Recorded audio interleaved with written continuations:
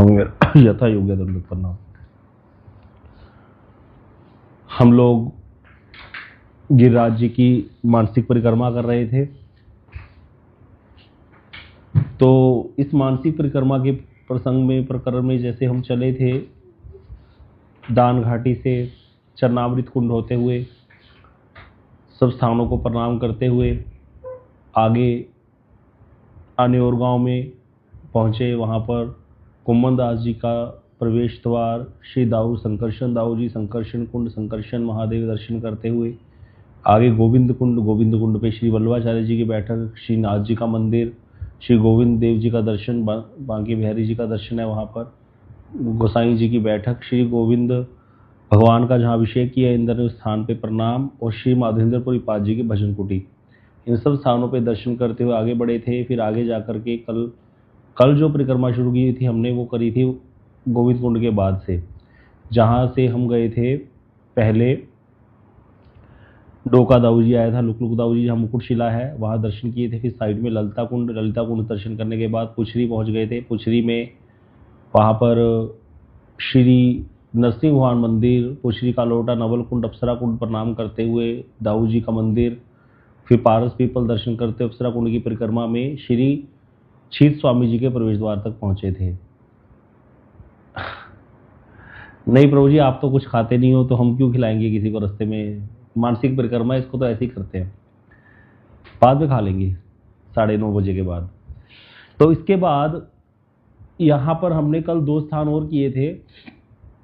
वो थे श्री परासोली, शायद कुछ लोगों के लिए नया हो, आई थिंक सो, कुछ लोग ऐसे भी होंगे जिन्होंने पहली बार सुना होगा कि श्री गोस्वामी सूरदास जी महाराज जी का स्थान परासोली में है। तो परासोली में सूरदास जी विराजते थे, वहाँ पर उनकी समाधि है, प्रवेश द्वार है, वहीं पर श्रीनाथ जी का मंदिर है, वहाँ चंद्र सरोवर है। तो वो स्थान पे जरूर दर्शन करने चाहिए, कभी भी आप जाइए। मात्र 2 किलोमीटर है, रिक्शा से आप जा सकते हो, 1.5 किलोमीटर ही होगा बस स्टैंड से।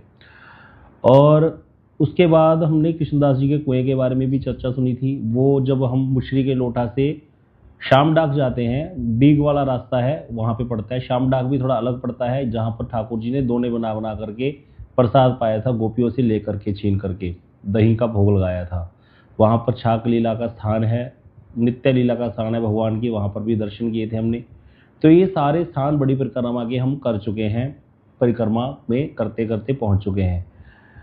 और देखिए कितना लाभ है इस मानसिक परिक्रमा का। एक तो हमें आराम से कथा सुनने को मिल रही है, परिश्रम ज़्यादा नहीं है, लाभ ज़्यादा है, क्योंकि वैष्णव संघ में हमें यहाँ पर कथा भी श्रवण करने को मिल रही है। इन सब स्थानों की कथाएं बहुत सारी हैं। अगर यहाँ कथा करने बैठ जाए, शाम डाक की ही बहुत सारी कथाएं हैं। एक बार कुंभन दास जी के पुत्र शत्रुदास जी खो गए थे, तो वो ढूंढने लगे, सारे पूरा गोवर्धन में ढूंढ लिया, कहीं मिले नहीं।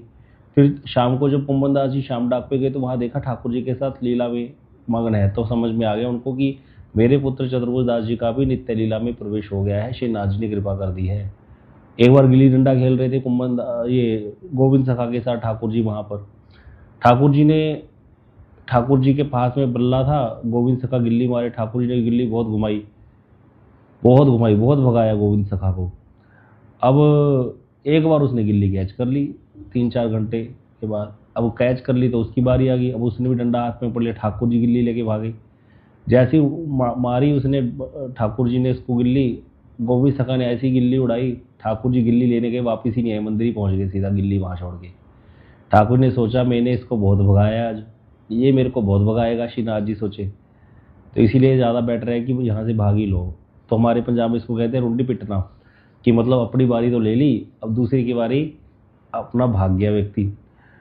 तो ठाकुर जी चले गए। अब चले गए तो क्या हुआ, अब गोविंद सखा तो वही खड़े बल्ला लेके, उनको क्या पता कृष्ण कहाँ गए श्रीनाथ जी। तो थोड़ी देर तो वेट किया, फिर बाद में देखा कहाँ चला गया, इतनी देर होगी, ऐसी गिल्ली कहाँ चली गई। जब वहाँ जाकर देखा जिधर की तरफ मारी थी वो गिल्ली वहीं पड़ी थी। अब गिल्ली उठा ली उसने, गिल्ली उठा के गोविंद सखा मंदिर की तरफ आए। गोविंद कुंड होते बहुत बड़ा रास्ता, लंबा रास्ता है ये, शाम डाक से लेकर गोविंद कुंड, फिर आगे मंदिर, ऊपर मंदिर पहुंचे तो देखा ठाकुर जी मंदिर में है। तो उसको बड़ा गुस्सा आया, गिल्ली मारी जाकर सीधा ठाकुर जी के ऊपर। जैसी गिल्ली मारी वहाँ, उनको तो कुछ पता नहीं, जो आगे पंडे पुजारी खड़े होते, दरबान खड़े, उन्होंने वहाँ से बाहर निकाल दिया मंदिर के आगे। जो दरबान खड़े होते थे गेट पे, बहुत बड़ा मंदिर था, ऊपर पर्वत के ऊपर बहुत बड़ा मंदिर होता था, इस पर हमला हुआ था। तो बाहर कर दिया तो बहुत गुस्से में आकर बैठ गए गोविंद सखा गोविंद कुंड पे और नाराज होकर बैठ गए, बोले अब से मंदिर नहीं जाऊंगा और यहीं से निकलेंगे, ठाकुर जी शाम को गैया चराते हो यहीं पकड़ूंगा। तो वहाँ बड़ा सुंदर पद गाया है गोविंद सखा ने, पोत ले भाज गयोरी गोपाल, पोत मतलब बारी, मेरी बारी लेके भाग गयो, अब देखूंगा यहीं से निकलेगा तो यहीं से निकलेगा तो यहीं पकड़ूंगा। ऐसे करके भाग गए। ठाकुर जी को शाम को भोग लगने जा रहा है, श्री गोसाई विठलनाथ जी भोग लगा रहे हैं, ठाकुर जी भोग नहीं आरोग रहे। तो उन्होंने कहा प्रभु भोग आरोगो, बोले नहीं मैं नहीं आरोगूंगा। बोले क्यों? बोले पहले गोविंद को मना के लाओ। बोले गोविंद क्यों नाराज हो गया? बोले कुछ नाराज क्या होना है, बस आज वहाँ पे हम गिल्ली डंडा खेल रहे थे शाम डाक पे और मैंने गिल्ली बहुत घुमाई, गोविंद को बहुत भगाया मैंने, एक बार उसने गिल्ली कैच कर ली, ठाकुर जी कहते, नाथ जी कहते, और जब कैच करी तो मेरी, अब इसकी बारी थी, मैंने गिल्ली मारी, इसने जोर से मारी गिल्ली में उठाने का, मैंने सोचा ये मेरे को बहुत भगाएगा, इसने मेरे को बहुत भगाया, मैंने इसको बहुत भगाया है, आज ये मेरे को भी भगाएगा, इसीलिए मैं मंदिर आ गया। अब कौन भागे इतना, तो अब इसीलिए मेरे पे नाराज हो गया, नाराज होकर आके उसने मंदिर में गिल्ली मारी। अब तुमने ये लोग खड़े कर रखे हैं, दरबान खड़े कर रखे हैं यहाँ पर आगे। गोसाई जी को बोले ठाकुर जी नाथ जी, कहते अब इन्होंने, इनको क्या पता है, इन्होंने गोविंद को थोड़ा ज़्यादा डांट वांट दिया, धक्के मार के बाहर निकाल दिया और ज़्यादा चिढ़ गया।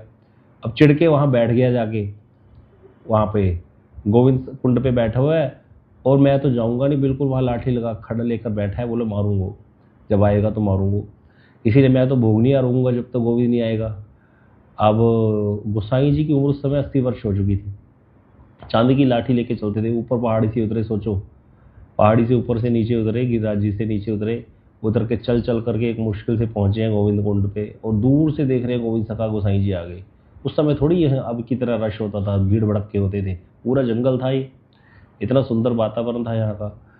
तो अब आ रहे हैं तो गोविंद सखा तो लगा मेरे को मारने आ रहे हैं, और चढ़ा दिया होगा नाथ जी ने इनको कि ऐसे करता है ऐसे करता है। ठाकुर जी बहुत बहुत बहुत हरकतें करते थे इस तरह की।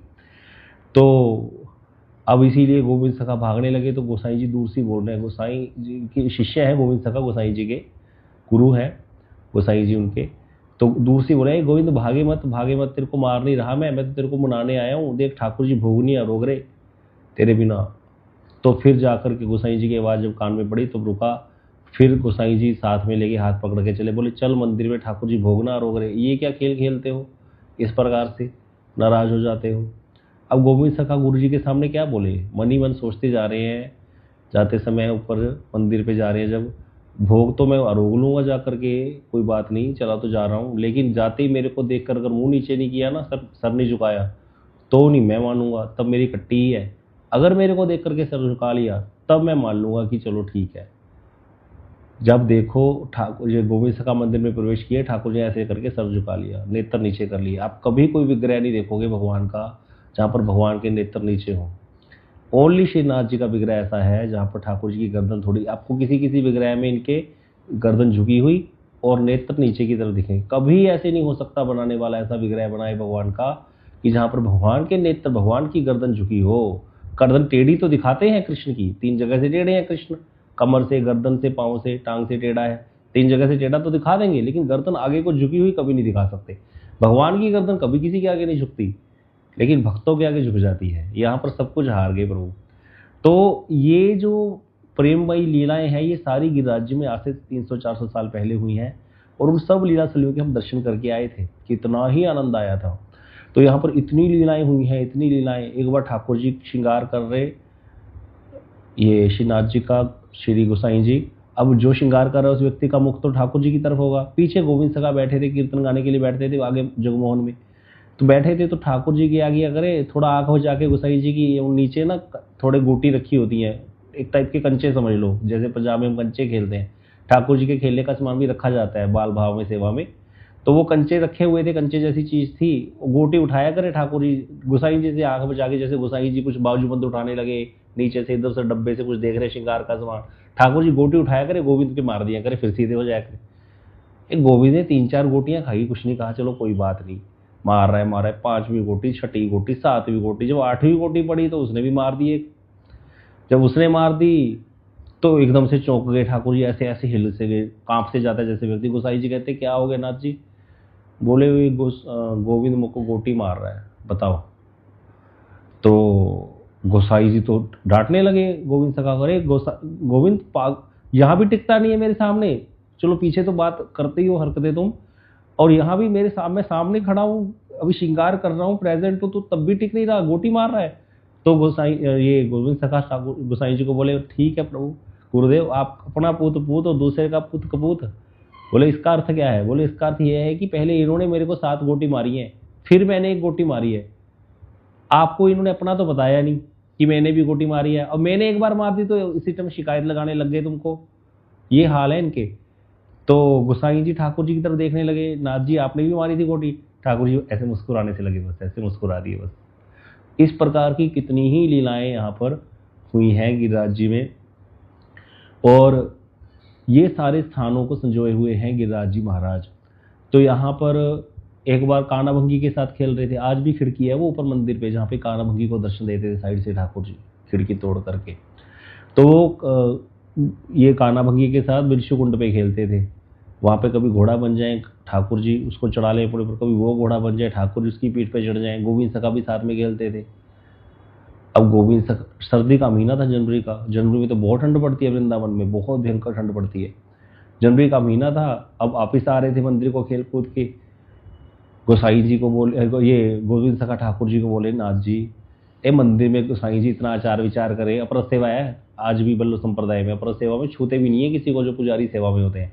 बोले गोसाई जी तो अपर सेवा करे, तुम गाना भंगी के साथ खेल के आओ, थोड़ा तो आचार विचार कर लिया करो, चलो गोविंद कुंड में स्नानी कर लो, फिर जाना मंदिर में प्रवेश करना। अरे इतना आचार विचार करें गोसाई जी? तो ठाकुर जी बोले, गोविंद तू तो ब्राह्मण का छोरा है, कोई टोटका फोटका कर दे, थोड़ा ऐसे ही काम चल जाए, अरे इतनी ठंड है, इतनी ठंड में कौन स्नान करे वो? तो बोले हाँ चलो ऐसे करो, थोड़ा आचमन कर लो गोविंद कुंड पे, जैसे पंडित करवा देते हैं, पंडित लोग इतने नहीं बाल कटवाने तो 5 चोटी काट लो, ऐसे कर लो वैसे कर लो, उपाय बता देते हैं। तो वो भी सखा बोले चलो ऐसे करो, आचमन ही कर लो, आचमन करके शुद्धि कर लो। तो वहां पर ठाकुर जी का नाम बोल करके ठाकुर जी पे ही आचमन करके मंत्र करवा रहे हैं ठाकुर जी का। अब हम आचमन कैसे करते हैं? पहले बोलते हैं ओम अपवित्रो पवित्रो वा सर्वावस्थाम गतो पिवा या स्मृत पुंडरीकाक्षम सबाह्य अभ्यंतर शुचि। तो पुंडरीकाक्ष भगवान जो श्रीनाथ जी हैं उनके ऊपर ही ये बोल करके मंत्र से उच्चारण करके गोविंद कुंड का जल छिड़का जा रहा है कि ओम पवित्रो पवित्रो वा सर्वावस्थाम गतो पिवा या स्मृत पुंडरीकाक्षम सबाह्य अभ्यंतर शुचि। वो पुंडरीकाक्ष सामने खड़े और उनकी शुद्धिकरण हो रहा है। ये है मर्यादा यहाँ पर। अब यहाँ क्या हुआ, 3 बार करते हैं ऐसे शुद्धिकरण, उसके बाद बोलते हैं पुंडरीकाक्ष पुनास्तु पुंडरीकाक्ष पुनास्तु पुंडरीकाक्ष पुनास्तु। और जैसे ही ठाकुर जी ने कुंड की तरफ मुख किया, गोविंद सखा ने धक्का दे दिया, उनको लगा अभी भी शुद्धिकरण हुआ नहीं, नीचे गिर गए कुंड में ठाकुर जी, और फिर हाथ बढ़ा करके खींच लिया। अब इधर मंदिर में ठाकुर जी को जब भोग लगा रहे गोसाई जी, ठाकुर जी छींक मारे, जब वापिस आ गए छींक मारे तो गोसाई जी कहते क्या हो गया आज, सर्दी कैसे होगी? बोले गोविंद ने मेरे को आज कुंड में धक्का दे दिया। बड़े मासूम होकर बात करते हैं ठाकुर जी। बोले क्यों, कुंड में धक्का क्यों दे दिया? बोले ठाकुर जी बोले, नाथ जी बोले, अरे वो मैं काना भंगी के साथ खेलता हूँ ना, तो इसने कहा कि मंदिर में गोसाई जी इतना आचार विचार करते हैं और तुम भंगी के साथ खेल के आए हो, थोड़ा तो नहा धो लिया करो, है तो इसीलिए तुम जा करके स्नान ही कर लो। मैंने कहा आचमन करा दो, आचमन कराने लगा तो मेरे को धक्का दे दियो। तो गोसाई जी ने बुलाया गोविंद सखा, बोले ऐसे खेल खेलते हो जिसमें जान ही चली जाए व्यक्ति की? तो गोविंद सखा भी शुरू, अरे आपको ना पता, आप इतना आचार विचार कर रहे हो मंदिर में, ये कानाभंगी के साथ खेले, उसकी पीठ पे चढ़ जाए, ऐसे करे उसका झूठा खाए, तो सारी बातें बताने लग गए। तो गोसाई जी कहे धन्य है गोविंद तू, तेरे साथ ब्रह्म ऐसी लीला करता है, लेकिन तू एक बात भूल गया, ये ब्रह्म है, ये स्वजत सुजातीय विजातीय भेद से परे हैं, इनको कोई दोष नहीं है, हमको दोष है बद्ध जीव को, इनको कोई दोष नहीं है। तो इसीलिए इस प्रकार के खेल मत खेला करो, क्योंकि उनका भी वात्सल्य है गोसाई जी का भी ठाकुर जी के प्रति। तो इस प्रकार की कितनी ही कथाएं, कितनी ही लीलाएं यहाँ पर हुई हैं गिरिराज जी में। ये सब स्थानों पर हम दर्शन करने गए थे। श्याम डाक की बहुत सुंदर सुंदर लीलाएं हैं, दवानी पत्ते वाली लीला, और ये गुल्ली डंडे वाली लीला, कुंभन दास जी के पुत्र चतुर्भुज दास जी के साथ लीलाएं हुई है वहां पर। एक बार घोड़ा भी बने थे। हाँ, घोड़ा बन करके बैठ गए, अब वहां खड़े होकर पेशाब कर रहे, किसी ने शिकायत कर दी गोसाई जी को, बोले तुम्हारा ये गोविंद खड़ा होकर पेशाब करता है। अब वो वैष्णव में क्या, कोई पहले हिंदू कोई भी खड़े होकर पेशाब नहीं करते थे, इसको बुरा माना जाता है और ये अपवित्र होता है। तो गोसाई जी ने पूछा है गोविंद तो खड़ा होकर पेशाब करे, लघु शंका करे, बोले ये बताओ घोड़ा कैसे करे? बोले मैं तुमको क्या पूछ रहा हूँ? गोसाई जी कहते पहले पहले मेरे प्रश्न का उत्तर दो पहले। गोविंद सखा बोले आप मेरे को बताओ गुरु जी घोड़ा कैसे करे? बोले घोड़ा तो खड़े होके करे। तो बोले जिसने आपको शिकायत करी है उसने ये तो देख लिया कि मैं खड़ा होके लघु शंका कर रहा हूँ, उसने ये नहीं देखा कि मैं घोड़ा बनाऊँ और श्रीनाथ जी मेरे ऊपर बैठे हैं। फिर गोसाई जी ने कहा भैया लोगों को मेरे हाथ जोड़े, मेरे पास शिकायत मत लेके आया करो गोविंद की। तुम लोगों को कुछ पता होता नहीं है और मेरे को ऐसे चढ़ा देते हो, फिर बिना मतलब के बात बढ़ा देते हो। बहुत सारी सेवाएं हैं, पूजाएं, यहाँ पर बहुत काम है। तो इस तरह से बहुत सुंदर सुंदर लीलाएं गिरिराज जी में हुई हैं। ये तो हम वही बड़ी परिक्रमा के स्थानों में हैं। देखो ऐसी कथाएं सुन करके जब हम परिक्रमा करते हैं ना, गुरु जी ये बात बहुत बोलते थे हमारे, गिरिराज जी में जाओ और कभी अकेले परिक्रमा करते समय तुम्हारे मन में आ जाए अरे ये वही गिरिराज जी हैं जिनको ठाकुर जी ने अपने कर कमल पे धारण किया था और मैं इतना सौभाग्यवान कि मैं यहाँ परिक्रमा दे रहा हूँ। बस कहते अपने आप को सौभाग्यवान समझ लेना कि मैं बहुत सौभाग्यशाली हूँ। कहते नहीं तो व्यक्ति गिरिराज जी जाता है, 4 साथ में होते हैं, 4 और मिलने वाले होते हैं वहां पर, आधा ध्यान खाने में होता है, वैसे ही होता है, कब खत्म होगी क्या होगा, 20 तरह की कामनाएं भरी पड़ी थी हृदय में और पता ही नहीं चलता क्या चल रहा है। तो इसीलिए अगर हमको गिरिराज जी परिक्रमा करते समय ये सब लीला स्थलियों पे दर्शन करें और ऐसे मतलब मन में भर कर के ऐसे परिक्रमा करें, जैसे कीर्तन में कहते हैं ना प्रेमानंद ठाकुर, बदन भरिया हरि हरि बोलो ए मन सुलभ कबे, भारत भूमि ते मानुष जन्म, भारत भूमि ते मानुष जन्म आर किए मन हबे। क्या कह रहे हैं भैया? मन में भर के बदन भरिया हरि हरि बोलो, हरि हरि बोलो, ए मन सुलभ कबे, ये कब सुलभ होगा? बोले तुम कहते हो अभाव है, कोई अभाव नहीं है। कहते भारत भूमि मिल गई, मनुष्य जन्म मिल गया, और की है मन अब, और क्या चाहते हो? और क्या भाई क्या महल अटारियां बनाने में लगे हो, कभी नहीं पूरे हो सकता। ये बोले भारत भूमि मिल गई, मनुष्य जन्म मिल गया और वृंदावन धाम मिल गया, बस पूरा सब कुछ मिल गया, अब और कुछ नहीं चाहिए प्रभु। अब तो बस नाचो कूदो गाओ हरि हरि बोलो। बोले इसीलिए ऐसे भाव में भर कर के परिक्रमा करनी चाहिए गिरिराज जी महाराज जी की, तब जाकर के कुछ अनुभव आएंगे।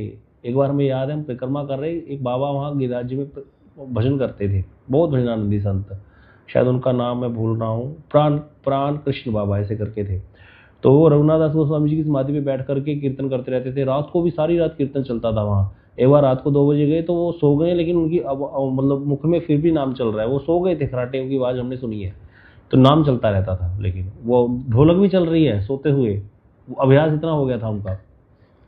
तो एक बार हम दोनों को पकड़ के, एक तरफ से हर्षप्रभु को पकड़ लिया, एक तरफ से मुझे पकड़ के, बीच में आप आ गए, ऐसे पकड़ के हाथ पकड़ के खींच के ले चले। मुझे बोले हरी हरी बोलो। अब नहीं बोलोगे तो कब बोलोगे? इससे अच्छा और कब मिलेगा समय तुमको जब हरि बोलना है, इसीलिए हरि हरि बोलो। मैं तो कहते नीच हूँ, अपने आप को इतना दैन्य प्रकट कर रहे, मतलब ऐसा संत। तो इस तरह से जब तक हम ऐसे वैष्णव के अनुगत्य में या इस प्रकार की कथाएं गिरिराज जी की सुन करके परिक्रमा नहीं करेंगे ना, तब तक वो भाव आएगा नहीं। बस फिर एक प्रकार का मैकेनिकल प्रोसेस होगा, टांगों को थकाने वाला, कि जाना है, माइंड को थकाना है। वो भी अच्छा है संसार में घूमने से, तो वो भी अच्छा है, लेकिन उससे अच्छा है भाव में भर करके परिक्रमा करना, उससे अच्छा निष्काम होकर के परिक्रमा करना, उससे अच्छा भक्ति कामी होकर के परिक्रमा करना, और उससे अच्छा वैष्णव के संग में परिक्रमा करना। तो ऐसे करते अच्छा अच्छा अच्छा होता जाता है। फिर जितना वैष्णव संग हो जाए, जितना कथा श्रवण हो जाए, फिर उसके हिसाब से वे परिक्रमा करें तो वो और ज़्यादा लाभकारी हो जाता है, उसका विशेष फिर फल हो जाता है। इसीलिए गिरिराज जी की जो महिमा है अपरंपार है, कोई इसको जान नहीं सकता। सारे तीर्थ यहाँ पर विराजमान है ब्रज में, और सबसे श्रेष्ठ जो है यहाँ पर गिरिराज जी महाराज है, इससे ऊपर कुछ और है नहीं। अब हम लोग परिक्रमा में पहुंच गए थे कल पुछरी पे, फिर हमने वहां से चले और चल करके फिर श्रीनाथ जी का मंदिर आ गया था। वो श्रीनाथ जी के मंदिर में भी क्या ही दर्शन है ठाकुर जी का, बड़ा सुंदर। वहां पर देखो एक चीज समझना, एक ओनली मात्र एक विग्रह है श्रीनाथ जी का, जहाँ पर ठाकुर जी का श्रृंगार सामने चलता रहता है तुम लोगों के। हम लोग सामने खड़े रहेंगे, ठाकुर जी का श्रृंगार सामने ही करते रहेंगे खड़े। ठाकुर जी का लंगोट बंधा होता है बस पर्दा करके, तो बाकी सारा श्रृंगार हमारे सामने होगा ठाकुर जी का। ठाकुर जी को धोती पैजामा जो कुछ पहनाना है, सारा कुछ वस्त्र धारण कराने हैं, बंसरी धारण करानी है, सब हमारे सामने होगा। ये श्रीनाथ जी अलग ही है, कुछ विलक्षण ही है इनकी लीला। तो वहां पर आप कभी श्रृंगार देखना, जो श्रीनाथ जी का मंदिर नीचे है ना पुछरी पे, कभी वहां पर श्रृंगार देखना जाकर, कभी वहां पर पूजा की पद्धति देखना ठाकुर जी की। क्या ही सुंदर श्रृंगार है, क्या ही सुंदर दर्शन है। जब हम लोग इस बार गए थे, सब भक्तों को याद होगा क्या आनंद आया था हमको वहां पर। कितना सुंदर वहाँ पर वातावरण था, बाहर बारिश हो रही, अंदर इतना अच्छा प्रसाद सबको वितरण किया उन्होंने। ठाकुर जी का क्या ही श्रृंगार था, कितना सुंदर ठाकुर जी, ऐसे लग रहा था साक्षात बिल्कुल आके विराजमान हो गए हैं। तो वहाँ से दर्शन करके पीछे राघव पंडित जी की गुफा है, वहीं पर उनकी भजन स्थली है। निकलते हैं आगे। अब हम आगे बढ़े हैं परिक्रमा में, फिर तलहटी में आ गए। तलहटी में आगे जैसे चलते हैं, किसी को याद है सबसे पहला स्थान कौन सा आता है?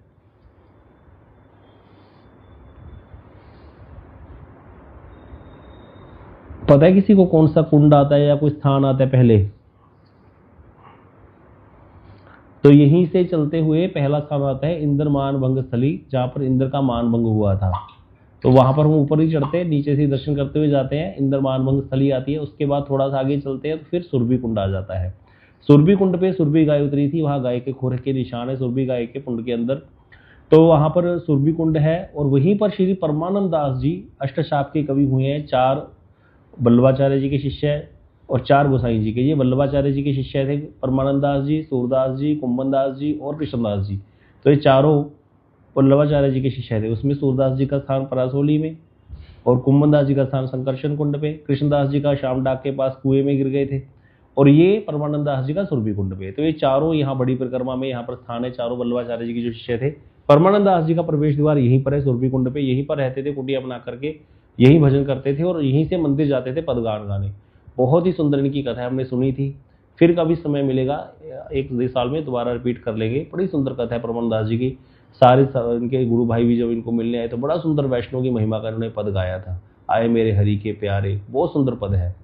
तो ऐसे करके परमानंद दास जी के स्थान पर भी प्रणाम कर लो, वैष्णव को प्रणाम करो, उनको प्रार्थना करो वैष्णव से, परमानंद दास जी से, हमको भी भजन में रुचि हो जाए, हमारे भी अनर्थ नाश हो जाए। अभी तो सबसे बड़ी प्रॉब्लम हमारे अनर्थ है, और कुछ और हमें बड़ी प्रॉब्लम है नहीं कोई। सबसे बड़ी प्रॉब्लम हमारे अनर्थ है। भैया अनर्थ दूर हो जाए तो भजन में मन लग जाए, अनर्थों के कारण दिक्कत हो रही है। तो इसीलिए वैष्णव से प्रार्थना कर रहे हैं, प्रभु वैष्णव ठाकुर कृपा करो। 6 वेग दमी 6 दोष शोधी, 6 गुण देह दासे, 6 सत्संग देह है हमारे, पसे जी संगेर आशे। मुझे ये सारी चीजें प्रदान करो, मेरे 6 दोषों को दूर करो, 6 गुणों को प्रदान करो, 6 सत्संग मुझको प्रदान करो।